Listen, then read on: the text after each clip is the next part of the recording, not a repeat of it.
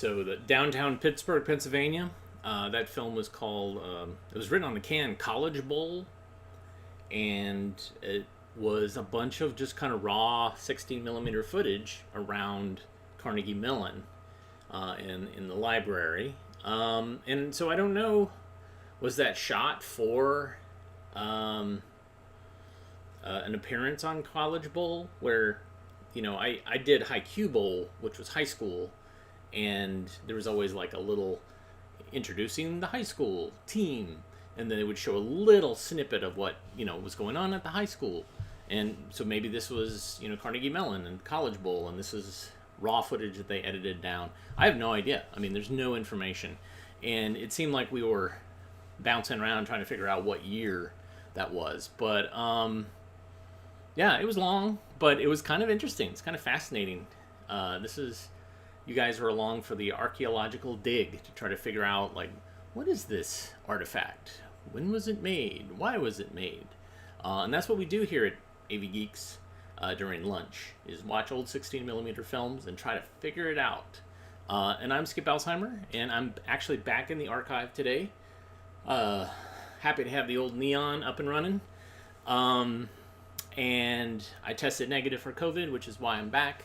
I didn't want to get any of my coworkers sick before the holidays. And that might just be the general rule of thumb going forward is, during cold and flu season, if I feel like I have a flu, I'm not going to, I'm going to wear a mask. I'm not going to infect anybody, because getting the flu sucks. Getting COVID kind of sucks. Anyways, the next film we got set up is a sound film. That previous one was shot without sound. MOS is often what it's referred to, mit-out sound. Kind of German, supposedly. Anyways, what is sound, anyways? Let's find out.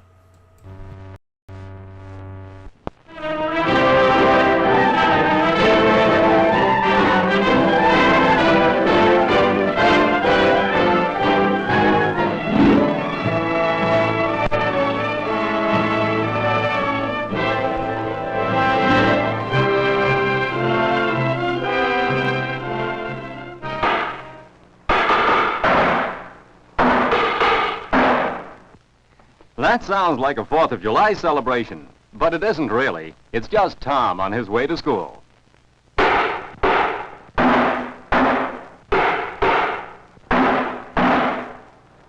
Wouldn't Tom be surprised if somehow we could turn off the sound when he strikes that can and that box?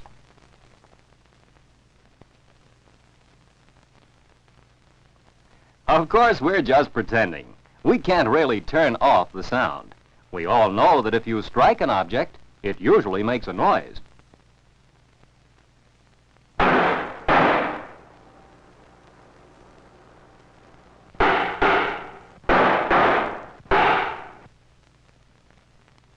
But do you know why? Do you know what causes sound? Why are some sounds different from others?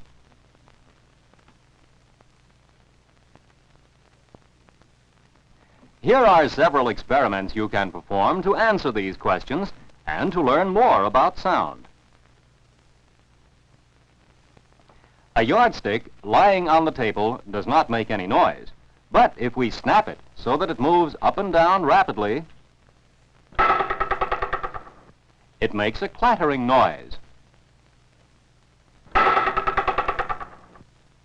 When it stops moving, the sound stops also. A rubber band doesn't make any sound either, but if you pluck it so that it moves back and forth quickly, it does make a sound. The sound dies away as the rubber band stops moving.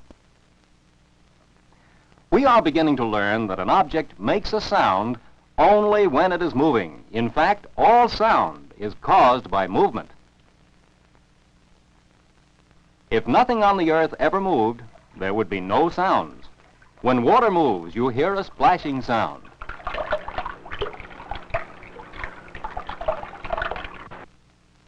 When the leaves of a tree move back and forth, you hear a rustling sound.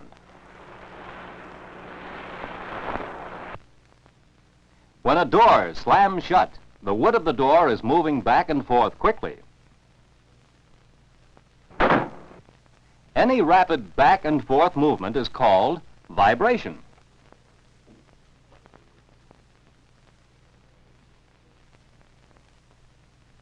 We made the yardstick vibrate.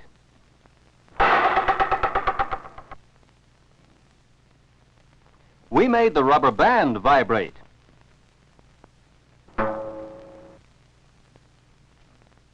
And we can even make the air in an empty test tube vibrate. When we blow across the top of the tube, the air inside moves up and down quickly, and this makes a whistling sound. Most of the objects that make sounds vibrate so rapidly that you cannot actually see them move. For example, it's almost impossible to see this bell vibrate, although you can hear the sound.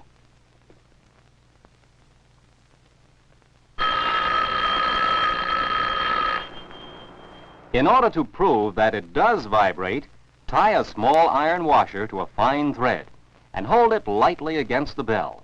If the bell isn't ringing, nothing happens. But when you ring the bell,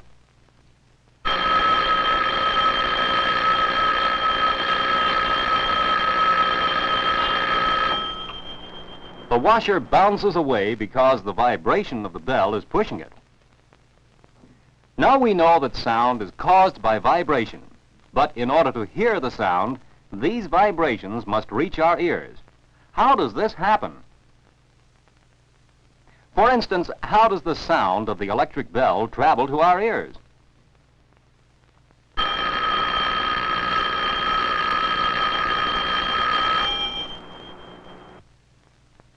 When the bell rings, it vibrates very rapidly and pushes against the air around it.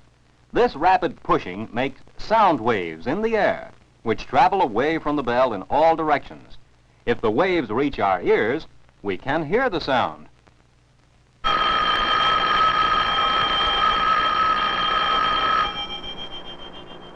Of course, you cannot really see sound waves, but they do travel something like this.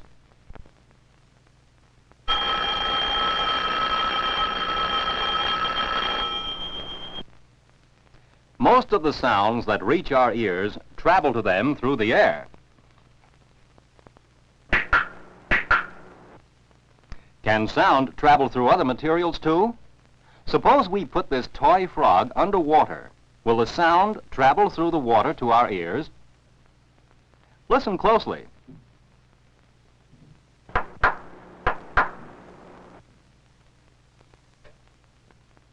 Let's try another experiment. Do you think that sound can travel through wood? Hold one end of a stick of wood against your ear while someone else scratches the other end of the stick.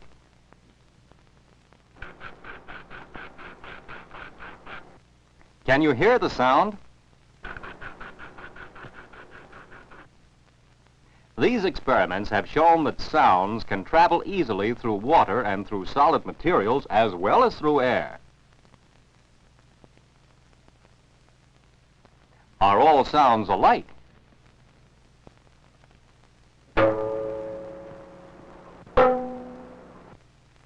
Here is one way in which sounds are different.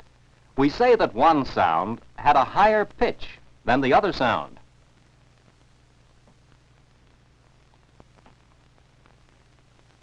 This rubber band makes a higher pitched sound because it vibrates faster than the other rubber band. The faster an object vibrates, the higher the pitch.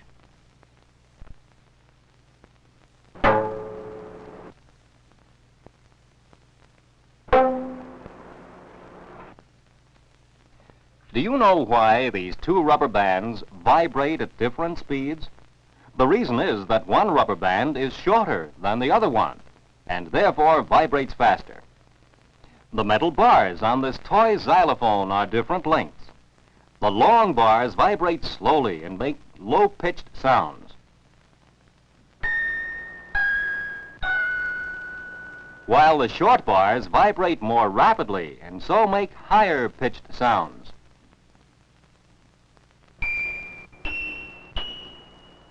The shorter the object, the faster it vibrates. This test tube produces a low-pitched sound when you blow gently over the top of it.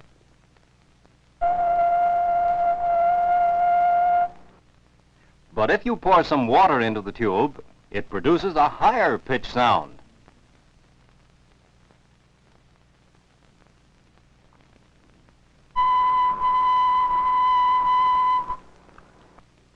By adding water, you reduce the amount of air in the tube.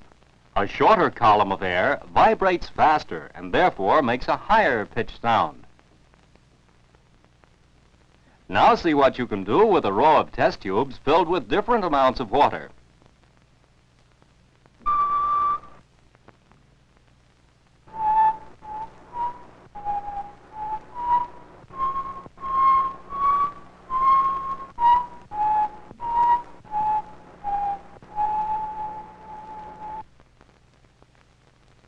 You have learned a few important facts about sound. That sound is caused by vibrating objects.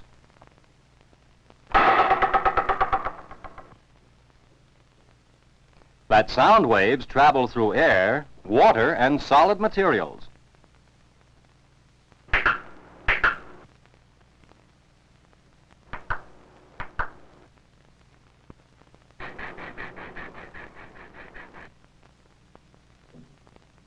That the faster an object vibrates, the higher the pitch of the sound.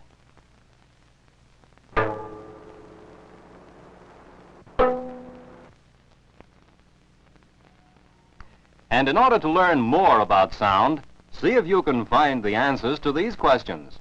How does a piano make sounds?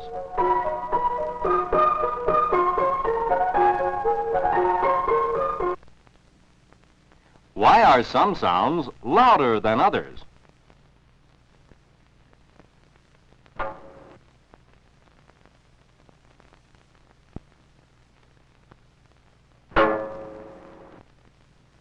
What makes a cuckoo clock cuckoo?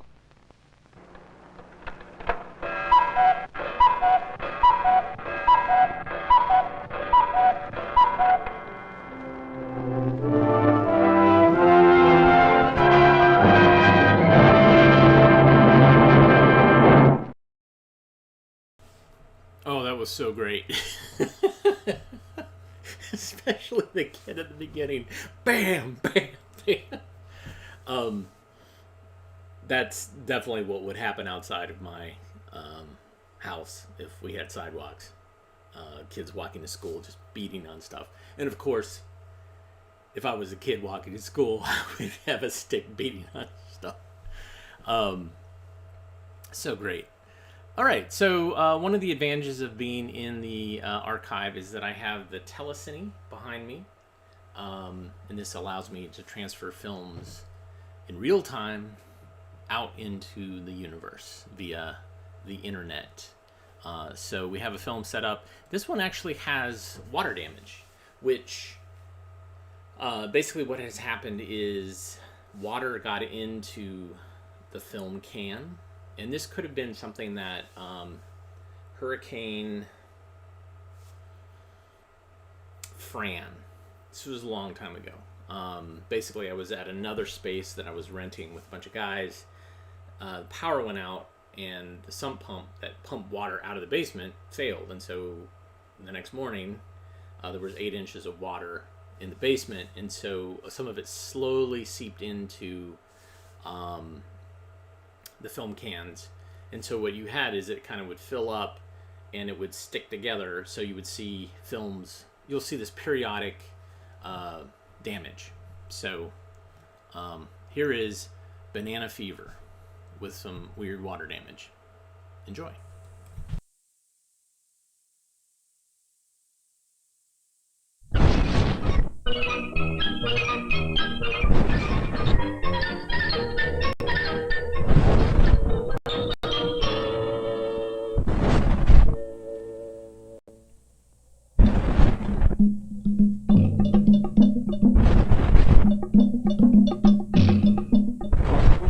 Once upon a time, in one of the great continents that sprawled across the equator, there lived a man called Max. Max had a bananas, and every morning, with great delight, he would eat all the ripe, juicy fruit he had picked the night before. And after, totally content, Max would scamper off with his friends. morning, Max found his friends in a state of great No! The vine was moving by. I've never seen anything like it. They picked themselves and floated off. Can you imagine?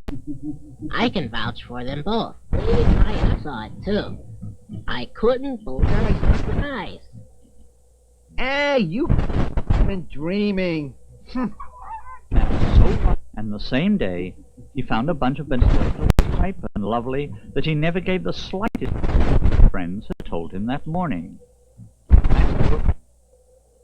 The next morning, he got up earlier than usual and slipped down the tree with bananas.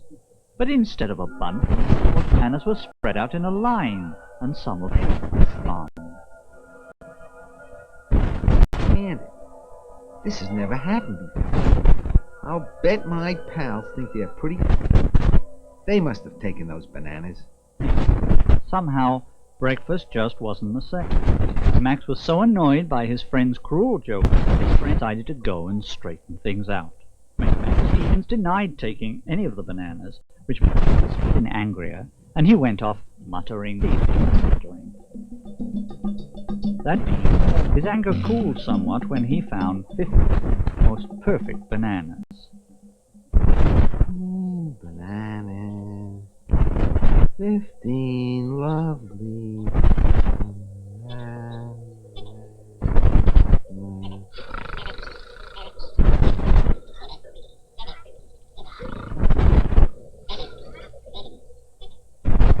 But the next morning, it had happened again. This time, the bananas were spread out in 2, 5, or 10 bananas in almost. Max had 15 bananas. Someone had taken 5 of them. This made him purple with rage. When he found his friends, he was too angry to speak. With great effort, they convinced Max that none of them had taken his bananas. That night, as Max headed for home with a new bunch of 12 bananas, We saw it again. So what? The vine with no one on it. It's very scary. Max wasn't entirely convinced, but he decided to stay awake and guard over his banana. He waited and waited. And then, when night was at its darkest, the bananas started to move by themselves. They moved into 3 rows of 4 bananas each, and then they moved again into 2 rows of 6 bananas. Max stood aghast as one row of 6 bananas rose up into the air and floated away. Stop! Come back with my bananas! Next morning, a humbled Max told his friends what had happened. Whatever it is, it's invisible. But it must be stopped, nonetheless.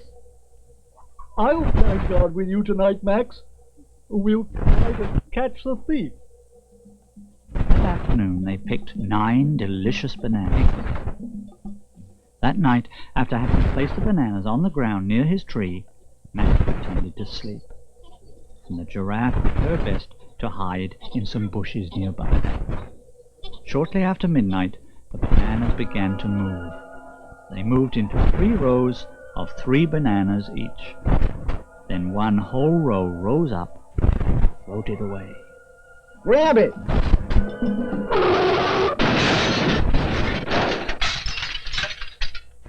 This time, let's use a trap! So Max and his friends spent the day digging a deep hole and covering it with large leaves.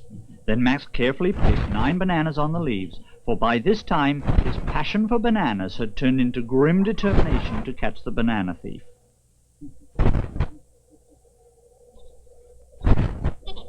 That night, Max and the giraffe waited once more, but they were so tired from building the trap that they soon dozed off. Whatever it was, the invisible thief was trapped. So Max told the giraffe to stick his head into the hole and feel around. Help! It's got me! Hey! It's crawling up my neck! The invisible thief had gotten away with 3 of Max's 9 bananas again. The The following day, the alligator called them all together. I have a feeling that we're not going to capture this invisible thief, but we can prevent him from stealing as many bananas as he has been. But how? Most thieves do things in a certain way. Let's review the thefts and see if there's a pattern to them. Let's see, the night I brought home 15 bananas, he took 5 of them. And then the next time I brought home 12 bananas, he took 6 of them. And both times that I had 9 bananas, he took 3 of them.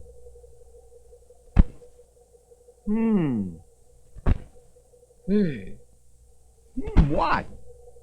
Well, 5 divides 15 evenly, 6 divides 12 evenly, and 3 divides 9 evenly. What do you mean, divides evenly? The alligator explained that if you have 15 bananas, you can split them into groups of 5, and you'll have none left over. And if you have 12 bananas, you can split them into groups of 6, and have none left over. And, continued the alligator, if you have 9 bananas, you can split them into groups of 3, and have none left over. I think I figured out his pattern. When I had 12 bananas, he first put them into groups of 4, but then changed them into groups of 6. 4 divides 12 evenly, and 6 also divides 12 evenly. So he took 6, which is the larger divisor. That's his pattern. He always takes the larger divisor. Well, how come he didn't take all 12 bananas? 12 is the largest divisor of 12. Because he never takes all the bananas. That's part of his pattern. Isn't there a number of bananas I could gather where he'd take nothing? I'm not sure. Well, if he takes only 3 bananas when I have 9, what about 10? But they found that 5 divides 10 evenly. So 10 wasn't a good number, since the thief would take 5. Then they tried 11 bananas. 11 could not be divided into groups of 2 evenly, and it can't be divided into groups of 3 evenly, nor groups of 4, nor 5, nor 6, nor 7, nor 8, nor 9, nor 10. Only 11 worked. So Max went out and collected 11 bananas. And that night he waited and watched, and sure enough, the bananas began to move. First they moved into a shape like this, and then a shape like this, and finally they moved into a shape like this. Max held his breath. He was sure the thief was going to take them all. But just as the alligator had predicted, the thief didn't take all the bananas, and 1 is the only other divisor that can be divided into 11 with no remainder. He had stuck to his pattern. Oh well, I guess I can afford to lose 1 banana from the bunch. Several weeks later, Max's cousin Alvin came to visit. After a delicious dinner, Alvin laid back and groaned with satisfaction. That's the first full meal I've had in weeks. And why is that? Because someone has been taking most of my coconuts. I guess 1 banana wasn't enough for him. For who? Have another banana, and I'll tell you all about it.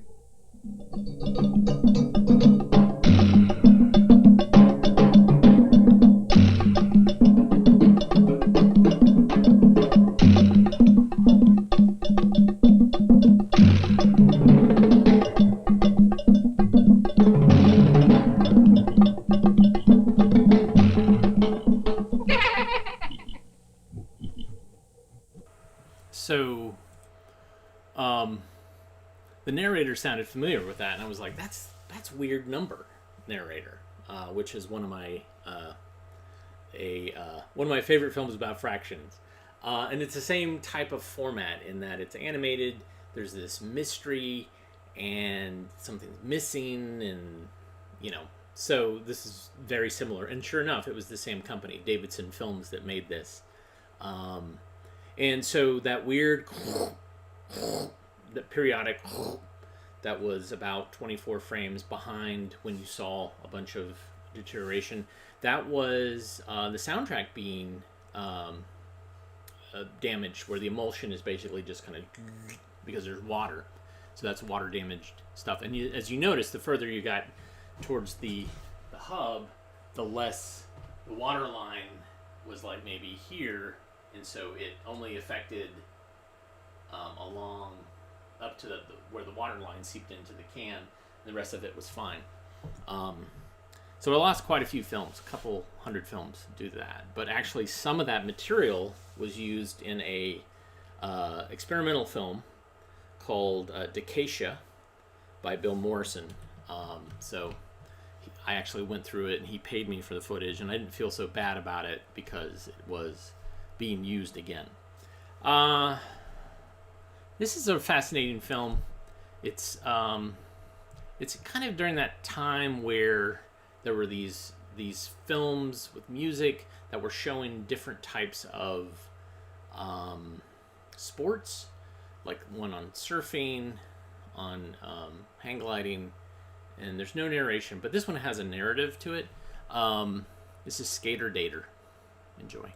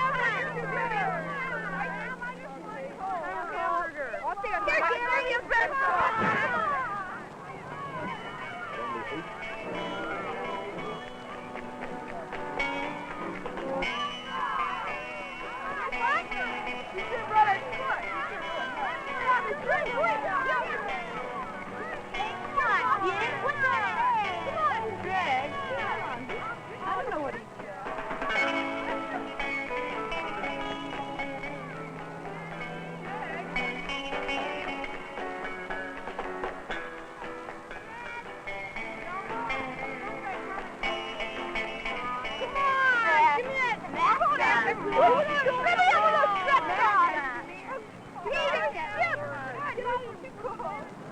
not a jelly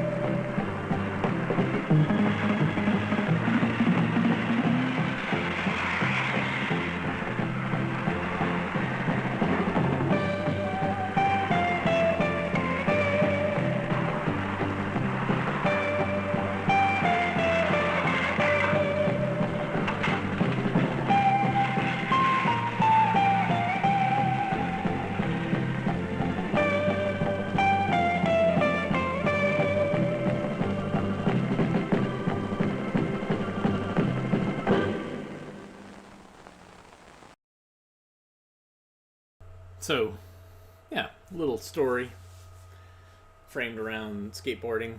And I get it about the barefoot skateboarding. I don't understand it. Although I would say that I probably did that. I'd never had a skateboard, but my neighbors did, and it was one of those metal wheeled ones.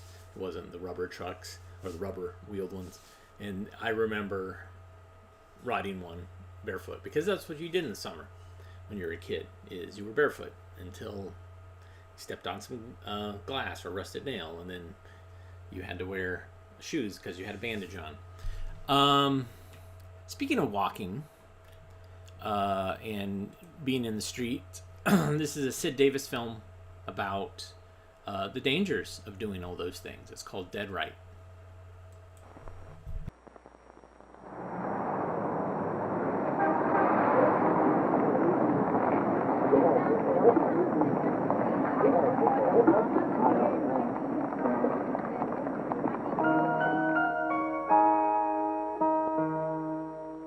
Don't be dead right. Roger Chaney may have been right in this case. That's for the jury to decide. But the most important fact is that he was struck by a car and nearly killed.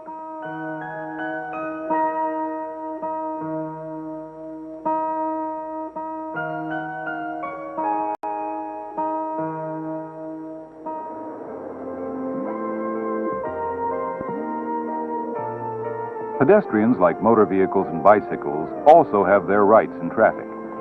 These rights are prescribed by state and local laws, which recognize that pedestrians need protection in the flow of traffic on today's busy streets. But these rights carry with them some basic responsibilities as well. Too many adults seem to think that pedestrian safety rules apply only to children.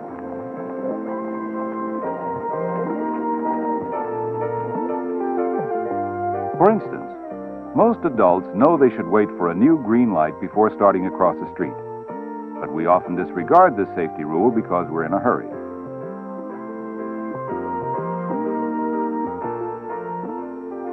We cross after the light's been green for some time, only to find ourselves caught in the middle of the street. We've not only ignored a safety rule, we've also been discourteous to the drivers we held up. So if the signal is an old green when you get to the corner, wait till the lights change again and walk on a new green light. The same rule applies to pedestrian signals. Most of us know that. But how often have we started to cross on a flashing wait or don't walk? Then we found ourselves having to dodge traffic in the middle of the street. A flashing don't walk signal tells pedestrians that there isn't time to cross, even though the traffic light's still green. Generally, the pedestrian is entitled by law to continue to the other side. But only a fool would endanger his life by insisting on his rights regardless of other factors. In some areas, a flashing walk signal allows pedestrians to cross, but warns them to watch for turning cars. Pedestrians usually have the right-of-way when crossing in crosswalks. Too often, however, we grow careless and overconfident when we assume the law protects us. We feel safe knowing that drivers are required to yield to us. We may not even bother to look for cars. Then, suddenly, a motorist violates our right-of-way.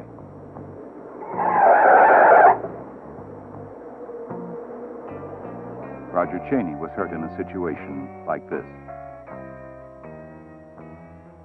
With more and more states adopting the law that allows motorists to turn right on a red light, pedestrians must keep fully alert when crossing at an intersection.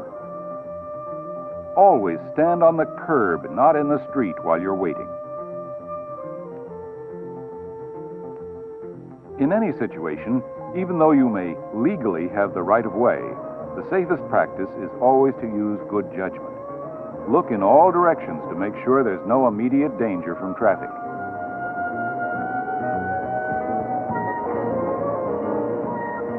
Keep to the right in the crosswalk to give room to pedestrians coming from the other direction. When one vehicle stops for a pedestrian in a crosswalk, most people assume that vehicles in other lanes will stop too. but we should always stop and look for other vehicles before we step out past the stopped car. Otherwise, we may be dead right. All drivers have blind spots, places where part of their vehicle blocks part of their view. A pedestrian may be completely hidden from a driver until it's too late to stop. Only when you can see the driver's eyes do you know that he can see you.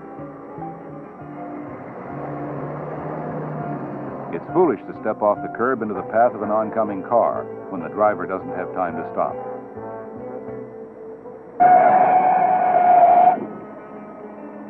In this situation, the driver has the right of way, and pedestrians are required to yield. Pedestrians must always yield to vehicles when crossing where there's no intersection or marked crosswalk. A jaywalker can easily be dead, but never right. In rural areas, on roads where there aren't any sidewalks, always walk on the left side, facing oncoming traffic. Stay as far off the roadway as possible. Walking at night can be especially dangerous because everyone's vision is greatly reduced. Pedestrians should make themselves as visible as possible. Light-colored clothing helps. Better still, carry a flashlight and wear reflective clothing, tape, or tags. Pedestrian overpasses make it easier and safer to cross a busy and dangerous street. We should always use them for our own safety, as well as to set a good example for younger pedestrians. At some intersections, pedestrians can call for a walk signal by pressing a push button. Push it once and wait for the signal to change.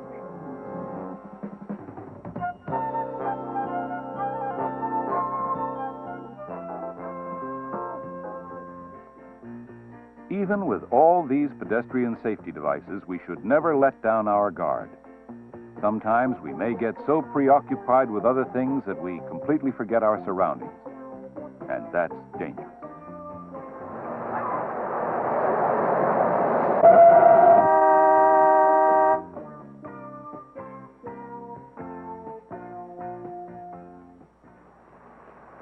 In bad weather, walking is considerably more hazardous, and it's harder for drivers to see pedestrians. Even if we've forgotten our umbrellas, we shouldn't forget our safety rules.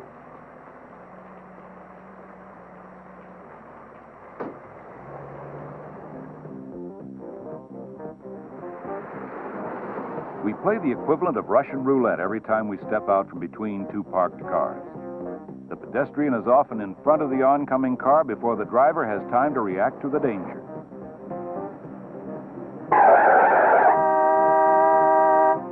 Anyone who tries this type of crossing can quickly become dead wrong. When we park our car and change from the role of driver to that of pedestrian, we sometimes play another version of the same dangerous game.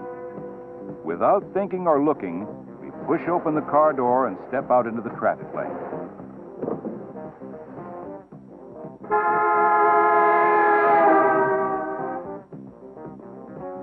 One moment we're the driver cursing the thoughtless pedestrian. The next, we're the pedestrian cursing the careless driver. We all know that drunk drivers are dangerous. And a pedestrian who's been drinking is dangerous in exactly the same ways.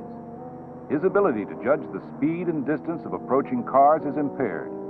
He's less safety conscious, and he often takes dangerous chances. His reactions are slower. He has more self-assurance and less self-control.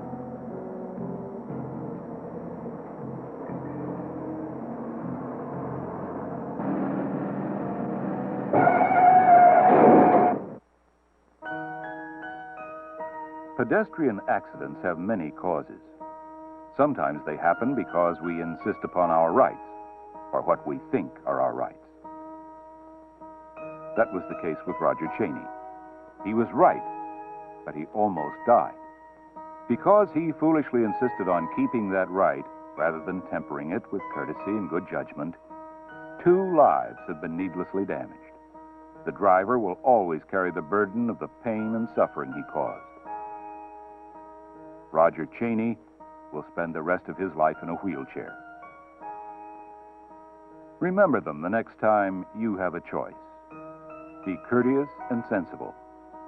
Don't be dead right.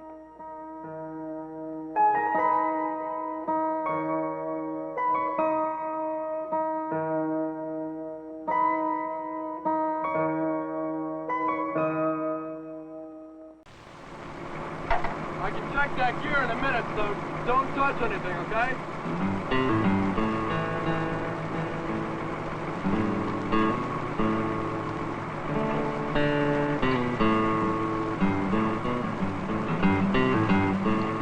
Hey! Get down from there! Now!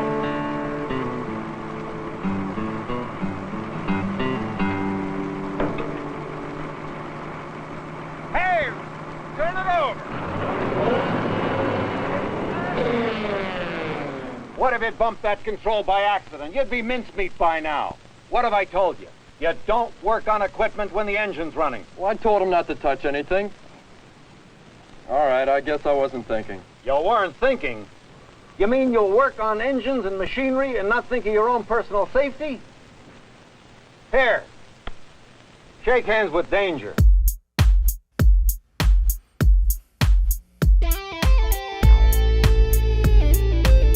Shake hands with danger. Meet a man you ought to know. I used to laugh at safety. Now they call me Three-Fingered Joe. I was young and feisty. Never did things by the book. Just let me get my toolbox and I'll take myself a look. I climbed up on a dozier with my mechanic's pride. Said, you can keep it running, friend, while I poke around inside. Shake hands with danger, meet a guy you ought to know. I used to laugh at safety, now they call me Three-Fingered Joe. Although I learned a lesson, I forgot it soon enough. The nicks and burns and scratches showed the young ones I was tough. Till another morning I was grinding on some steel. My other hand got careless and fed my skin into the wheel. Shake hands with danger, step right up and say hello. Grinding wheels and metal are what made me Three-Fingered Joe. I've seen mechanics burning and I've seen them take a fall just to save themselves a minute. I've seen them lose it all. I've watched them courting trouble, seen them take a chance and lose. They get careless for a moment and spend a lifetime with the blues. Shake hands with danger.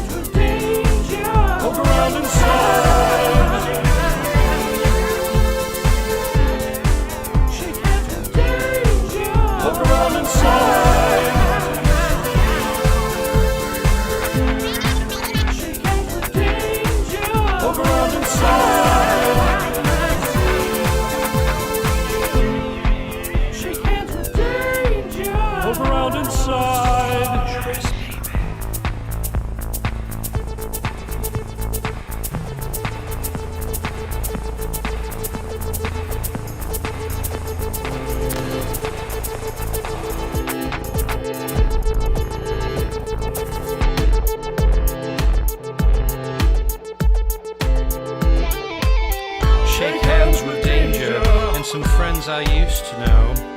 Compared to them, I'm lucky to be just Three-Finger Joe.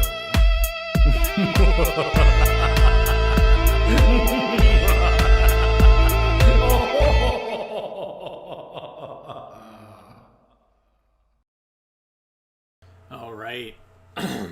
Some little cautionary tales to throw at you at the last minute. I saw that some of you won't be here tomorrow. Tomorrow I'm going to try to do a special show. I'm not sure if it's going to work, but we're going to give it a shot. How about that? But some of you will probably be traveling, so please be safe. Traffic during this time of year is always rough. A lot of patience has been spent. Also, keep safe with COVID and the flu. Don't get it. Don't spread it. Because even if you're vaccinated, it's still a pain. But hopefully we'll be through this. I'm hoping. Fingers crossed. 2022 is going to be our year. It's going to be our year. Thanks, Jim, for the coffee. One way you can reward AV Geeks for showing you these films from the 70s, 60s, 50s is by giving us coffee. Copious amounts of coffee. And Jim went to this website, ko-fi.com/avgeeks. You can also go to buymeacoffee.com/avgeeks, and you can just click a button, and what happens is, through the magic of the internet, this thing happens, and this hose drops down, and this coffee starts pouring into my mouth. Unfortunately, it's very hot, so we have to adjust the settings for that. You can also hit the like button and the thumbs up button. Those are great ways to say thank you. And I gotta say thank you to you for joining us. This has been in spite of it all, it's been a pretty great year. We're not wrapping stuff up yet, but it's been wonderful to have you watch and talk and enjoy the films. And, I haven't always been here. I've always, sometimes I've traveled, but I appreciate seeing your faces / names in the comments. So everyone have a great rest of your day, and we'll be back again tomorrow. Take care, and we'll see you soon.